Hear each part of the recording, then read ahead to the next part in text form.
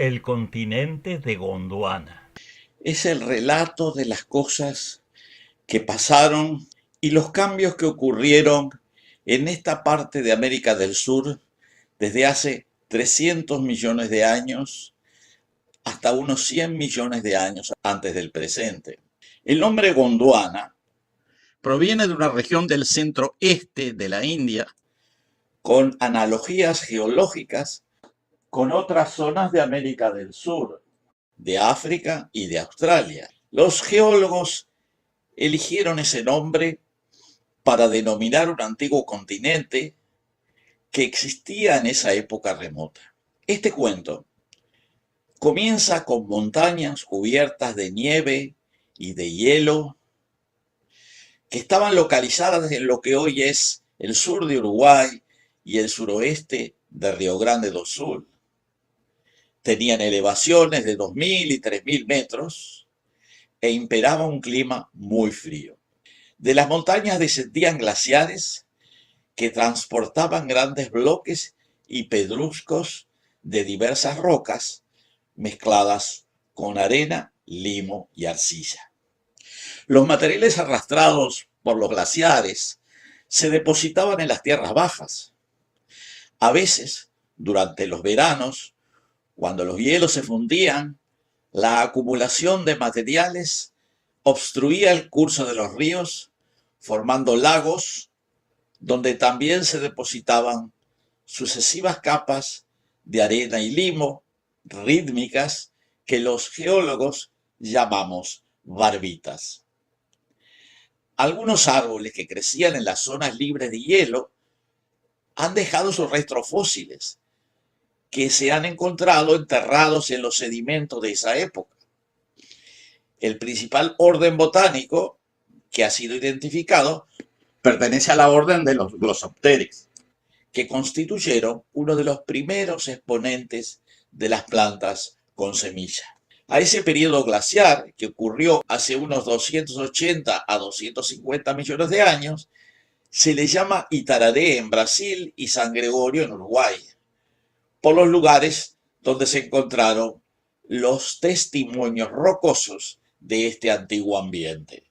Con el tiempo, y transcurridos algunos cientos de miles o millones de años, los glaciares se retiraron, pero continuó imperando un clima frío y relativamente húmedo que se fue haciendo más templado, donde fluían ríos que arrastraban arenas y cuyas aguas formaban pantanos en las depresiones más profundas de las llanuras.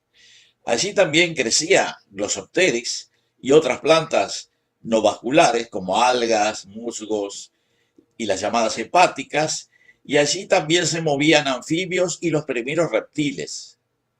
Las arenas se acumularon durante varios millones de años y en los pantanos se sucedieron secuencias carbonosas que en gran medida fueron el resultado de la maduración de la materia orgánica en ambientes con ausencia de oxígeno, lo que se llama ambientes eutroficados, pero también posiblemente hubo aportes de carbono de estratos más profundos.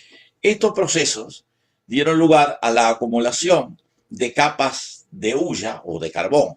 Las arenas que se habían depositado durante este periodo se consolidaron formando areniscas que recibieron el nombre de Río Bonito en Brasil y Tres Islas en Uruguay. Estos suelos arenosos carboníferos fueron gradualmente cubiertos por aguas marinas que inundaron la mayor parte de la superficie antes mencionada. Este mar gondwánico, que se extendió por varios cientos de miles de kilómetros cuadrados, dio lugar a la generación de sedimentos bentónicos, o sea, de fondo marino, formando limolitas y argilitas que fueron denominados Grupo Melo en Uruguay y Grupo Passadois en Brasil. Hace unos 200 millones de años era un mar poco profundo y en sus aguas vivían peces y algunos reptiles acuáticos, un ejemplo de los cuales fueron los mesosauros, cuyo tamaño no excedía 1 metro de largo, y algunas especies de crustáceos. En el fondo de este mar se acumulaban los restos de los animales que allí vivían y de plantas acuáticas, formando capas de materia orgánica a las que probablemente se agregaban surgencias carbonosas de niveles más profundos, tal vez de la base de la corteza y hasta del manto superior, dando lugar al desarrollo de formaciones bituminosas, lo que se llaman actualmente los esquistos bituminosos, que fueron denominados con el nombre de Iratí en Brasil y Mangrullo en Uruguay. La existencia de este mar duró varios millones de años. Durante ese tiempo, las antiguas montañas comenzaron a erosionarse y disminuir su altura. Hace unos 180 millones de años, las aguas marinas comenzaron a retirarse, la profundidad disminuyó y las playas avanzaron. Las arenas de playa y las dunas adyacentes cubrieron los limos, las arcillas y los esquistos bituminosos hasta que no quedaron más que pequeños lagos y lagunas en donde se mantenía con dificultad una fauna de peces e invertebrados. En este ambiente vivían abundantes bivalvos, catalogados con el nombre científico de Pyromus corporoides. Estas arenas, intercaladas con sedimentos finos de los lagos y lagunas, se acumularon durante algunos cientos de miles de años, tal vez millones, y con el tiempo formarían areniscas que reciben el nombre de Yaguarí en Uruguay y Río do Rastro en Brasil. En estas zonas costeras vivían varias especies de peces con esqueletos cartilaginosos y varios tetrápodos, o sea, animales con 4 patas, incluyendo reptiles mamaliformes, como se les llama, de los cuales saldrían más tarde los primeros mamíferos. Al cabo de un tiempo, las arenas de dunas típicas de clima árido y los aluviones de ríos de corrientes efímeras cubrieron las playas y fondos de lagunas, llegando a tener un espesor de 100 metros o más. En esa época se desarrolló una flora de helechos con semillas. La fauna de tetrápodos, que era común en el periodo anterior, tomó nuevas formas, como por ejemplo terápsidos, que luego darían nacimiento a los primeros dinosaurios. A estas arenas, que luego habrían de transformarse en areniscas, se las llama Buenavista en Uruguay, Sanga do Cabral en Río Grande do Sur y Piramboya en Sao Paulo y Santa Catarina en Brasil. Con el tiempo se secaron completamente las lagunas, los ríos comenzaron a correr de forma más irregular y espaciada y un gran desierto se instaló en el continente que hoy llamamos Gondwana. Nuevas capas arenosas se acumularon sobre las antiguas arenas que con el tiempo habrían de transformarse también en areniscas. En estos ambientes cuasi desérticos vivían varias especies de reptiles y dinosaurios y en algunas lagunas efímeras subsistían peces.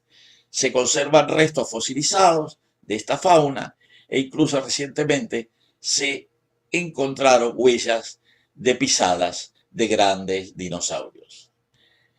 A estas formaciones se les llama Botucatu en Brasil y Tacuarembó en Uruguay. Este gran desierto duró muchos millones de años.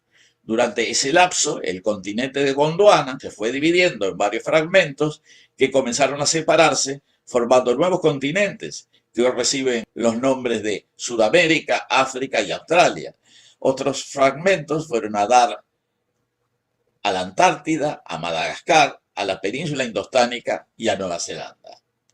Mientras tanto, en diferentes partes del gran desierto arenoso, entraron en erupción cientos de volcanes emitiendo lavas que lentamente cubrieron las arenas desérticas. Colada tras colada se derramaron sobre las arenas hasta que en la mayor parte del desierto solo había una superficie rocosa de lavas basálticas. Hubo zonas del desierto que no fueron cubiertas por las rocas volcánicas. En ellas permanecieron en superficie los sedimentos más antiguos y a través de ellos se puede reconstruir la evolución del paisaje en ese periodo de tiempo que transcurrió entre 280 millones de años y 100 millones. Y así llegamos al momento actual. Todas las rocas, todas las formaciones geológicas que dieron lugar a rocas areniscas, limolitas, argilitas y lavas basálticas se conservan en muchos lugares y a veces en la superficie, permitiendo reconstruir la historia geológica de esta región de América del Sur.